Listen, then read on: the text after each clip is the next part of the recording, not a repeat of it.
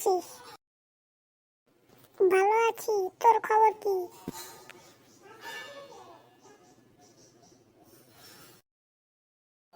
আমিও ভালো আছি।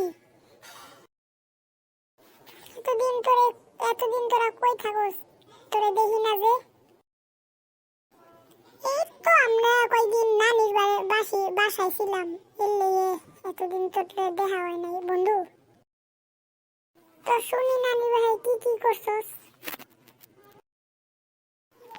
নানির বাসায় আমি এই তো ঘোরাফেরা করলাম, আর খাইলাম দাইলাম, আর বন্ধুদের লগে খেলাধুলা করলাম। ও আচ্ছা, এই কথা। কিছু খাবি বন্ধু?